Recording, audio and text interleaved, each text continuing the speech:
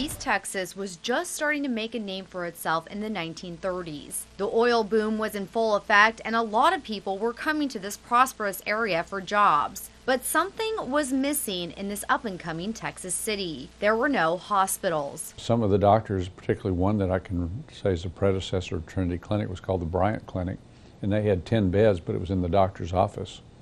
And that's about what was here for hospitals. Where does one look to even find the resources to start a hospital? It was a community project, badly needed, but they realized they didn't know how to run one.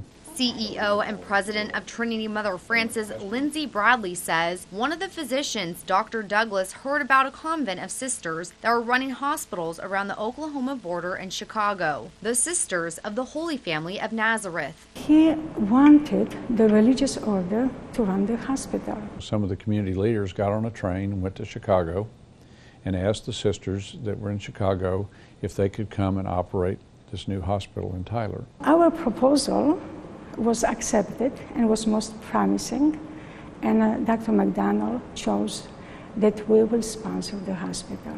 16 sisters who were of Polish descent, including Blessed Mother Frances Szeliska, came to Tyler and helped Dr. McDonald and 19 other physicians open Mother Frances Hospital. The hospital, named after Mother Frances Szeliska, was set to open on March 19, 1937, a 5-story hospital with 60 beds. But the day before, a tragedy struck that would shake the area for decades. All the dignitaries were going to come, and there were going to be the ribbon cutting and the celebrations. But tragically on that day, on Friday, the school in New London had a very tragic explosion that killed hundreds of children and injured many, many people. The hospital was given a baptism of blood the day of its opening. It was dedicated to the blood of those kids from New London. Instead of an opening of cheers, treats, and celebrations, was welcomed by a horrific bloody explosion. The very next day, Bishop Joseph Lynch of Dallas did a simple dedication to the opening of the hospital. During the quiet ceremony, the bishop received a call. The person said, "I'm real sorry you did not get to dedicate your hospital." The bishop's reply was, "Oh yes, we did. We dedicated in the blood of those kids from New London."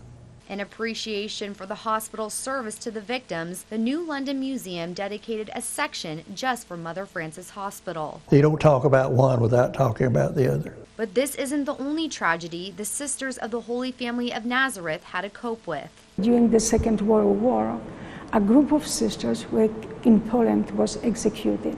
Part of the same convent of the sisters who started Mother Frances were murdered by Nazis. July 1943, in a small Polish town, the Nazis made a mass arrest of 120 Polish men. The wives and sisters of these men went to Sister Mary Stella and 10 other sisters to ask for their prayers and support. But then they decided to make the ultimate sacrifice. Oh God, if sacrifice of life is needed, take it, our life, and spare the people who are incarcerated and waiting to be executed. On August 1st, 1943, the sisters were executed by the Nazis for the lives of 120 fathers, sons, and brothers. In 2000, Pope John Paul II canonized them as saints. Back in the United States, Mother Frances Hospital was prospering, and 77 years later, the Sisters of the Holy Family of Nazareth are still very much involved. When I came to interview in 1981, Mr. Weisenbaker looked at me and he said, "I want you to understand why this place is special. It's special because the sisters are here." Trinity Mother Frances is one of the best hospitals in the whole United States.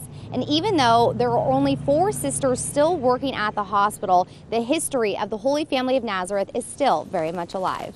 77 years later, they're still here and providing the love and commitment and support. Their example should be an inspiration to all of us. We are strong. We are open to take care of people and God's people. And we are so happy. Marlena Hamilton, KETK News.